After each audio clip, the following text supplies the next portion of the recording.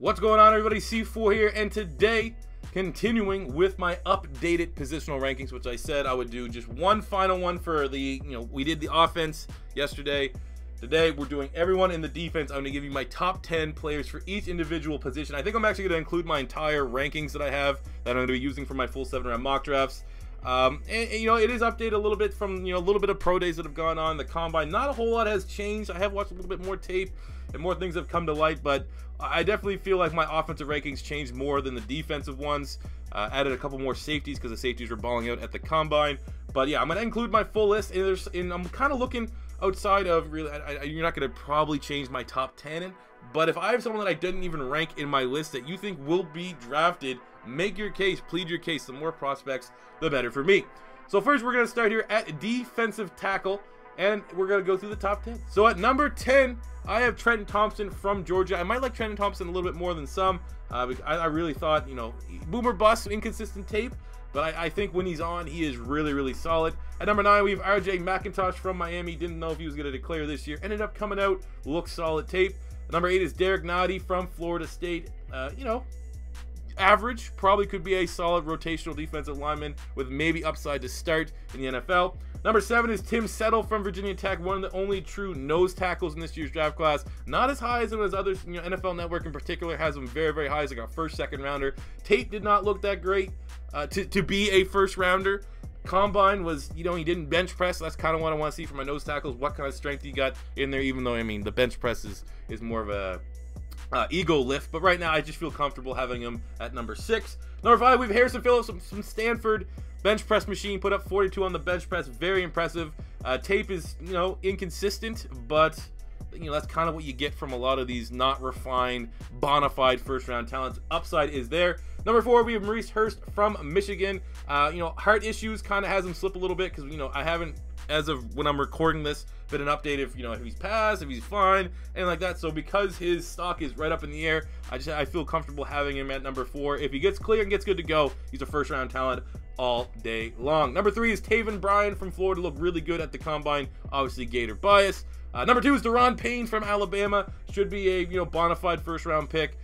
Dominated at the combine. Looked really, really good in the drills. Looks like a great athlete in Alabama. The stats weren't there, but was really productive. Kind of one of those, Fletcher Cox type guys. Oh, his stats suck. Well, he makes other plays. He makes everyone else around him better. And number 1 is Vita Vea from Washington. Number 1, 41 reps on the bench. He's an athletic monster. I think, he can play nose tackle. Probably will be, pigeonholed in the nose tackle role, but I don't think with how athletic he is, he could probably play and succeed as a rundown stopper in a 4-3. So scheme flexibility is another reason why I have him here at number 1. Going to the defensive ends, that's your defensive edge rushers. There's a couple edge rushers that might have creeped into the linebackers, but I try my best to keep it here. At number 10, we have Josh Sweat from Florida State. More so, this guy's a pure project player, but he's incredibly athletic. Always was incredibly athletic. I remember him coming out of high school. He's going to be the guy that you're going to draft probably second, third round. Work him in as a rotational guy and hope you can build upon that upside. Number 9, we have Kamoko Toure from Rutgers. Really good tape. Tested, was pretty decent. Number 8 is Chad Thomas from Miami. Going to be perfect, I think, for a 3-4 defense. Number 7 is Lorenzo Carter from Georgia. A guy that's 6'5", 6'6", and runs, what was he, in 4.5s? Incredibly athletic. Not as refined, say, as Leonard Floyd was, but I think there's a lot of upside here with him. Number 6 is Roisin Green from USC. Again, a guy with a lot of upside. A guy that you kind of need to figure out, do you want him to be a defensive end? Do you want him to be a defensive tackle? A 3-4 end, 4-3 tackle? Gotta have to wait and see his weight. He looks like he can definitely build onto his frame. Kind of built like, obviously USC making the comparison. Kind of built like Tyron Smith a little bit. So I actually really like Roisin Green as a project type player, but not a lot of people want to throw a first round pick on a project guy.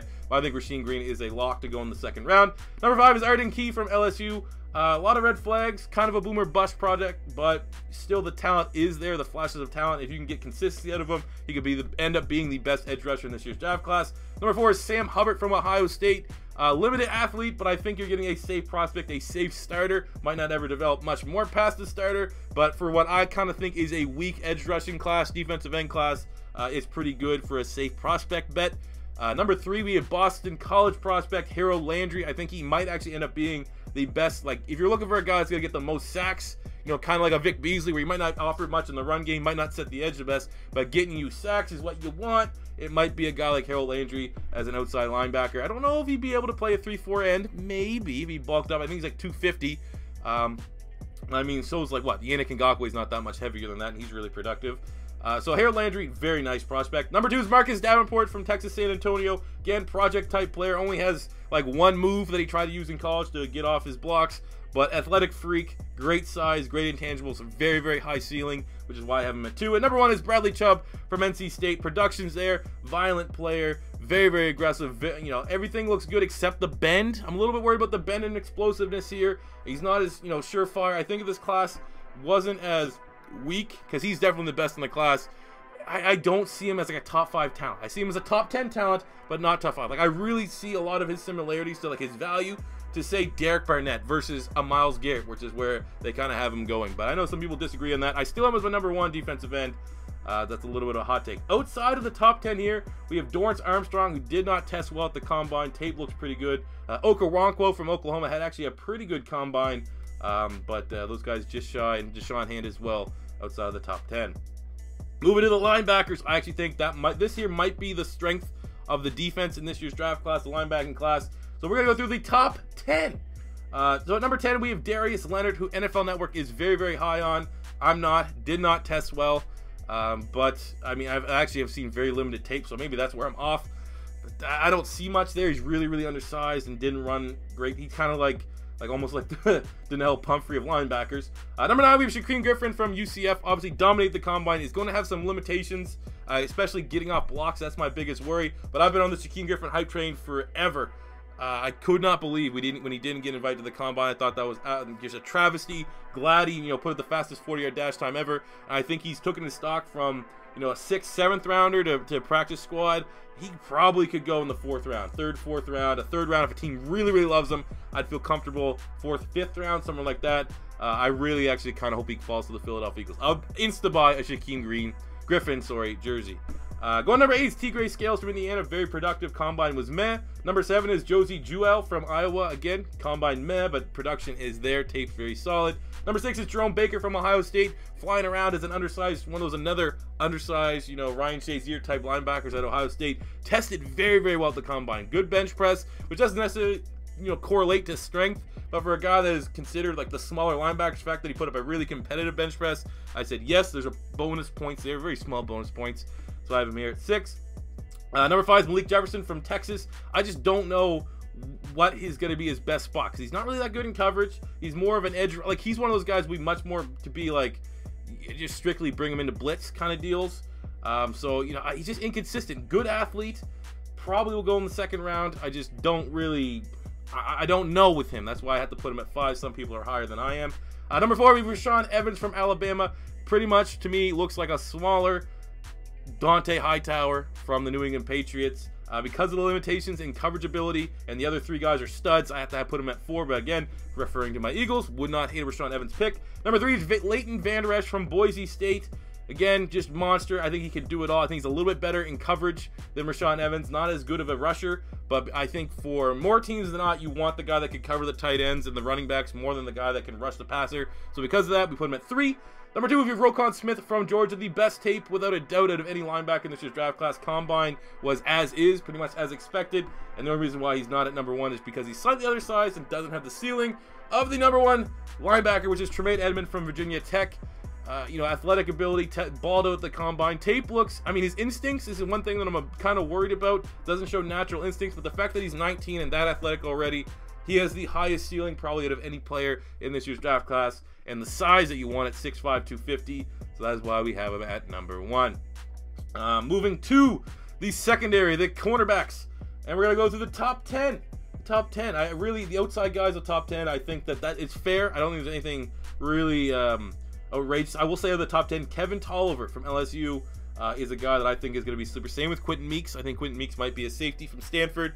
It looks nice. So number 10, we have MJ Stewart from North Carolina. Again, one of those guys that might be pigeonholed to playing safety, kind of like a hybrid type role. Because of that versatility, gives him a little bit more, bonus points, if you will, than some of the other guys that are pure cover corners. Number 9, we have Anthony Everett from Alabama, tested well at the combine. Number 8, we have Duke Dawson from Florida, tested much better than I expected the combine. In particular, his 40 looked incredibly fluid throughout the drills. Probably one of the best and pure nickel corners in this year's draft class. Number 7, we have Dante Jackson from LSU. Didn't run. He was the guy that was going to try to test John Ross's 40-yard dash time. His tape's really, really small. I'm not a big believer in him. The speed's there. Sure, he's going to be a guy that can have great makeup speed. I just don't know right now. Kind of like Malik Jefferson. I'm just going to put him at 7. Some flashes there. Needs to be a little bit more consistent. Not sure on the size. Number 6, we have Carlton Davis from Auburn. Combine was, acceptable, I would say. His tape's really good. Maybe the most aggressive corner in this year's draft class. I like him. Number 5 is Mike Hughes from UCF. Great versatility. Offers some, a little bit on special teams as well. Good tackler, underrated tackler for a guy that's not a big hulking corner. Good combine. Number 4 is Jair Alexander from Louisville. Tremendous combine. Probably helped his draft stock more than anyone else that we're talking about in this top 10. Tape was good at Louisville before he got hurt. I think he could have a chance of going in the first round. Not sure yet, but I would say first, second round for sure. Number 3 is Isaiah Oliver from Colorado. Combine was good. Pretty much stays as is. Number 2 is Denzel Ward from Ohio State. Just not sold in the size, and every time I think about him, every time I see a good play, I just can't help but think of how badly he got abused by Simi Cobbs in the Indiana game. I know he ran the fast 40, and he has really sticky coverage, but I still can't put him at that number 1 spot. I just have PTSD from Simi Cobbs. Number 1 is Josh Jackson from Iowa. Didn't have the best combine. Didn't actually really look that impressive in the drills, but he's the best ball hawking corner in the draft. He has the best size of the top prospects that you're looking for in terms of size and production. So right now, even though not the greatest combine, I have him here at number 1. And finishing up here with the safeties, the safety class, they ran incredibly well. So we're just gonna do 5. Now I'm gonna go into 10. I think there's 10 guys here that are definitely going to be drafted in the first couple rounds. So at number 10, we have Terrell Edmunds from Virginia Tech, Tremaine's brother. Really good combine. Tape's inconsistent, but I think there's some upside there. Number 9 is Marcus Allen from Penn State, big time hitter, and I think you're going to get good special teams as a rookie, which is why he's going to make a roster and get drafted fairly high. Number 8 is Godwin Igwebuike from Northwestern, a really solid corner. Some people kind of had him as an in-the-box kind of guy. Ran a very impressive 40 time, one of the more surprising 40 times that we saw, so I think because that certainly helped out his draft stock. Number 7, we have Armani Watts from Texas A&M, one of the better cover guys. Didn't run a 40 dash or anything like that. Some people actually saying he might be able to play a little bit of corner because of that versatility. He should get drafted in like the 3rd round. Number 6 is Kaiser White out of West Virginia, Kevin White's brother. A lot of people think he could transition to the money backer role, play a little bit of linebacker. I'm a big fan of him, higher on him than most. Number 5 is Justin Reed from Stanford, Eric Reed's brother. I actually didn't even have him ranked in my last couple ones, and I didn't know he was going to declare, but really good production, good testing at the combine. Number 4 is Jesse Bates from Wake Forest. I didn't have him in my rankings because he was a late guy to declare. Really good tape, really good production there at Wake Forest. Number 3 is Ronnie Harrison from Alabama. Good size, pretty much your typical Alabama safety. Should be somewhat safe, probably won't bust. Number 2 is Derwin James from Florida State. Did exactly what he needed to do at the combine, looked like a freak athlete, and I think he probably will go in the 1st round, probably top 15. And at number 1 is going to be Minkah Fitzpatrick, who everyone thought Derwin James was going to dominate the combine. Minkah Fitzpatrick held his own. I think they had like the same 40-yard dash time. Minkah Fitzpatrick is top 5 talent in this year's draft class. Can play corner, can play safety. Pretty much a poor man's Jalen Ramsey, and that is a compliment because Jalen Ramsey is one of the best defensive backs I've ever seen come out of college football. So I think Minkah Fitzpatrick, unless there's a big run of quarterbacks in the top 5 picks, he is a top 5 talent and should be drafted as such. So there you go, guys. Those are my updated defensive rankings. Let me know if you agree or disagree with any of these players. If I slept, if I missed someone, let me know in the comment section below. If it's your first time stopping by, don't be afraid to hit that subscribe button. 32 team, 7-round mock drafts are coming very soon. So get your input in. And until next time, it's C4 saying peace out.